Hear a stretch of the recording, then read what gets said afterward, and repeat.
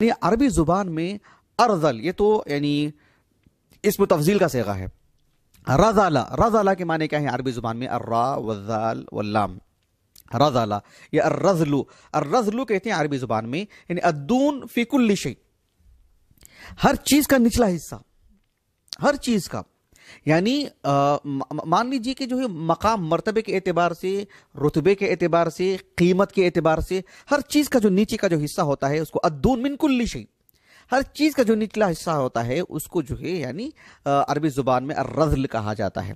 تو ارذل العمر کا مطلب یہ ہوتا ہے کہ جہاں انسان یعنی ہاتھ پیر کے اعتبار سے کمزور ہو جاتا ہے، جس طرح سے گویا کہ صحیح سے بات نہیں پیش کر سکتا، جو اپنے دل میں باتیں ہیں اسے رکھ نہیں سکتا ہے، کسی کو سمجھا نہیں سکتا ہے، کسی کی باتیں سمجھ نہیں سکتا ہے. جیسے بچے کو جو ہے مطلب 1 سے 2 مرتبہ بولنا پڑتا ہے، تیسری مرتبہ بولنا پڑتا ہے، اس شخص کو بھی جو ہے بتانا پڑتا ہے، پھر بھی وہ نہیں سمجھ پائے گا. اپنی دل کی بات بچہ جس طریقے سے رکھ نہیں پاتا ہے، یہ بھی اپنی بات رکھ نہیں پائے گا.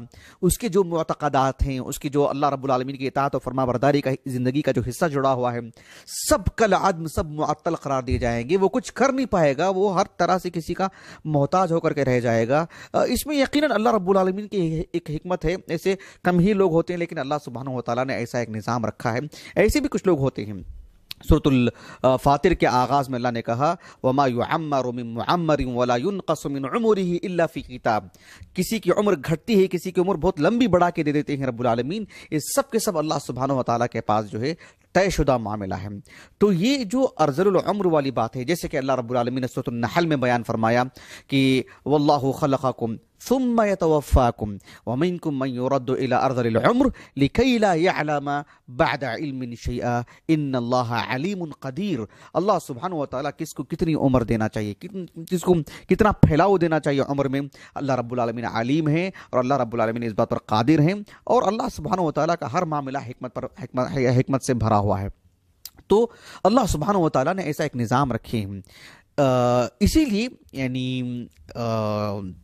جو شیخ عبد الرحمن ابن ناصر السعدی ہیں رحمہ اللہ، تفسیر سعدی، اس میں آپ نے بڑی دلچسپ بات لکھی ہے. آپ نے کہا کہ جو ہے الانسان محفوفۃ بضعفین، کہا کہ انسان 2 طرح کی کمزوریوں سے گھرا ہوا ہے. محفوف، گھر جانا. انسان 2 طرح کی کمزوریوں سے گھرا ہوا ہے. کہا کہ ایک ضعف الطفولیہ ونقصها، ایک بچے کی کمزوری اور اس میں کا جو نقص ہے، اس میں کی جو کمزوریاں ہیں، اس میں جس طرح سے بچہ جو ہے مطلب ہاتھ دے گا کسی کو اٹھانے کے لیے، چل نہیں پائے گا صحیح سے، اسے چلانا پڑے گا، اسے بٹھانا پڑے گا، اسے صاف کرنا پڑے گا، اسے کھلانا پڑے گا، اسے سلانا پڑے گا، وغیرہ وغیرہ. چھوٹے بچے کی بالکل بات ہے. ایک تو بچے کی کمزوری سے انسان گرا ہوا، جیسے ماں کے پیٹ سے نکلتا ہے ایک وہ کمزوری ہے. سبحان اللہ العظیم، کتنا کمزور ہے انسان، اللہ اکبر. اندازہ لگا لیجیے کہ انسان کو کیا فخر کرنے کا، غرور کا کیا اسے حق ہے؟ جب وہ پیدا ہوتا ہے مطلب رحم و کرم پر جی رہا ہے وہ سب کے پل پل پل پل پل. اور کہا کہ ایک وہ کمزوری ہے جو ضعف الحریم وہ نقصی، ایک بڑھاپے کی کمزوری، اور اس میں جو کمزوریاں، اس کا جو نقص ہے اس کی جسمانی اعتبار سے، ذہنی اعتبار سے، چلنے پھرنے کے اعتبار سے، اٹھنے بیٹھنے کے اعتبار سے. تو ایک وہ اس کی الحرم والی زندگی ہے جو ایک طرح سے کمزوری ہے. اللہ رب العالمین نے ان دونوں کمزوریوں کو بیان فرمایا سورۃ الروم میں.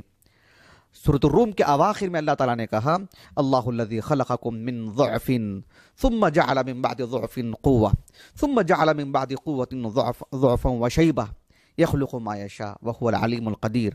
اللہ رب العالمین انسان کو بالکل جو کمزور تھا، ایک مطلب کچھ چیز نہیں تھی، اللہ رب العالمین نے انسان کو وجود بخشا. پھر کمزور تھا انسان، پھر ایک مرحلہ آیا کہ جوان ہوا انسان، پھر ایک مرحلہ آتا ہے کہ بالکل بوڑھا ہو جاتا ہے. تو ایک وہ شخص ہے جو بالکل جوانی کے بعد مر جاتا ہے، جوانی کی بات سے مراد 50-60 سال میں. ایک وہ جو ارذل العمر کو نکل جاتا ہے. یہ دونوں بڑی خطرناک چیزیں ہوتی ہیں، اللہ تعالیٰ ہماری حفاظت فرمائے. یہاں ایک قابل غور بات یہ ہے، جیسے کہ قاضی ابن عطیہ نے کہا رحمہ اللہ سورۃ النحل کی تفسیر میں کہ ارذل العمر جو ہے نا، ارذل کا جو لفظ ہے نا، جس کے اندر ایک گراوٹ، اس کے اندر ایک طرح کی رسوائی کا معنی آتا ہے. یہ ایک بوڑھے انسان ہی کے لیے کیوں یہ لفظ؟ بچہ بھی تو بالکل کمزور ہے، وہ بھی تو کمزور ہے، وہ بھی تو مطلب محتاج ہے کہ اسے کوئی کھلائے پلائے سلائے، اسے صفائی کرے، اسے اٹھائے، صرف بوڑھائی کیوں، اسی کے لیے ارذل العمر کیوں؟ کہا کہ یہاں ایک امید رہتی ہے کہ آج وہ بچہ ہے، کل کے دن وہ 10 سال کا ہو جائے گا، پھر وہ 15 سال کا، پھر وہ 20 سال کا، لیکن یہاں پھر سے وہ ایک طرح سے پھر وہ جو بوڑھا ہو گیا، کمزور ہو چکا ہے، اب پھر سے اسے پھر جوانی آئے گی، اس کی کوئی امید نہیں ہے، اس وجہ سے اس عمر کو ارذل العمر کہا گیا۔ بچے کے لیے ارذل العمر نہیں کہا گیا، کیوں؟ پھر اس کی ایک امید لگی ہوئی کہ وہ آگے مضبوط ہوگا وہ، لیکن یہاں وہ امید ختم ہو جاتی ہے۔ سبحان اللہ العظیم۔ ایک قابل غور بات یہ بھی ہے یہاں پر کہ یہ جو ارذل العمر ہے، کتنی عمر ہے، کس عمر کو کہا جاتا ہے؟ ایک قول ملتا ہے علی بن ابی طالب رضی اللہ عنہ کے حوالے سے کہ یہ 75 سال کی عمر ہے، لیکن ایک تو یہ علی بن ابی طالب رضی اللہ عنہ کی طرف منسوب بات ہے۔ آپ دیکھیں گے کہ سوشل میڈیا پہ اور پہ آج کل علی بن ابی طالب کے نام پر کیا کچھ نہیں کہا جاتا ہے، سبحان اللہ، ایک دین بنایا گیا ان پر۔ تو یہ جو 75 سال والی جو قید لگائی گئی ہے، ایک تو خود علی بن ابی طالب سے وہ ثابت نہیں ہے رضی اللہ عنہ کسی سند سے، لیکن مان بھی لیا جائے کہ وہ علی بن ابی طالب رضی اللہ عنہ نے کہا ہے ایسی تجربات کی بنیاد پر، تو وہ ایک غالب، ورنہ جو ہے قاضی ابن عطیہ نے کہا رحمہ اللہ کہ جو ہے ہم معاشرے میں دیکھتے ہیں کہ کتنی ایسے لوگ ہیں 90 سال کی عمر میں بھی مضبوط ہیں، کھڑ کے نماز پڑھتے ہیں، کچھ لوگ روزہ رکھتے ہیں، چلتے پھرتے ہیں، گھر کے کام کاج کر لیتے ہیں، کچھ لوگ ہوتے ہیں بہت کمزور ہوتے ہیں، لیکن کچھ لوگ تو 50-55 ہی میں جو ہے مطلب متاثر ہو جاتے ہیں صحت کے اعتبار سے۔ تو ارذل العمر یہ اس کی کوئی حد بندی نہیں ہے، یہ اونچ نیچ اس میں ہو سکتی ہے، کسی کی مطلب کوئی 50 سال میں بھی ارذل العمر کو پہنچ جائے، نصر اللہ العافیہ والسلامہ، کوئی مطلب 95 سال کی عمر میں جا کر کے ارذل العمر کو پہنچ جائے، اس کی کوئی حد بندی نہیں ہے شرعی اعتبار سے احادیث کی روشنی میں۔ لیکن ارذل العمر سے بہرحال پناہ مانگنا چاہیے۔ ایک حدیث مبارکہ ہے جس امام بخاری رحمہ اللہ نے کتاب التفسیر میں بھی لائے ہیں، سورۃ النحل کی تفسیر میں، صحیح بخاری کی کتاب الدعوات میں بھی لائے ہیں، 1 سے 2 مقامات پر ارذل العمر کے عنوان سے بھی لائے ہیں، اور باب الاستعاذہ من ارذل العمر وفتنة الدنیا ومن فتنة النار، اس عنوان کے تحت بھی اس حدیث کو لائے ہیں۔ سعد بن ابی وقاص ہی سے معروف حدیث ہے یہ کہ سعد بن ابی وقاص کہتے ہیں رضی اللہ عنہ کہ اللہ کے رسول علیہ السلام اس دعا کا بہت اہتمام کیا کرتے تھے، اس میں ایک طویل دعا ہے، اس میں سے ایک بات یہ بھی ہے کہ وَأَعُوذُ بِكَ من ان ارد الى ارذل العمر، یعنی اس عمر کو پہنچنا کہ اے اللہ تو میری حفاظت فرما، بچا کے رکھ، صحت عطا فرما، یہ اصل چیز ہے۔ 50 سال کی عمر، 60 سال کی عمر نہیں، ارذل العمر کسی بھی مرحلے میں انسان کو آئے اس سے تو پناہ مانگنا چاہیے۔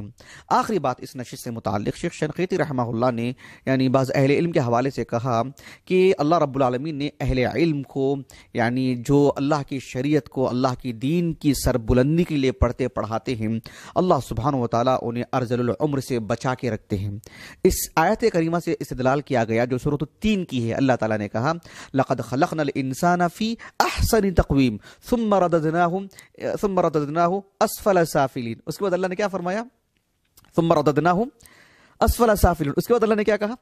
الا الذين امنوا وعملوا الصالحات، گویا کہ مستثنا کیا گیا الا الذين امنوا وعملوا الصالحات، گویا کہ با عمل اہل علم جنہوں نے علم کو، شریعت کے علم کو عمل کیا اور جو ہے محنت کر کے لوگوں کو تک پہنچایا کیا، تو لیکن یہ بھی بات 100% درست ہو ایسا نہیں ہے، کیونکہ یعنی ہاں اغلب ہے، کیونکہ اللہ رب العالمین نے بڑی تعداد میں اہل علم کو یعنی 90 سال کی عمر میں بھی تر و تازہ رکھا، ان سے دین کی خدمت لیتا رہا، علم محفوظ رہا اور جو ہے خیالات محفوظ رہے، حافظہ مضبوط رہا، اور جو ہے مطلب بہکی کوئی بات ایسی نہیں آئی۔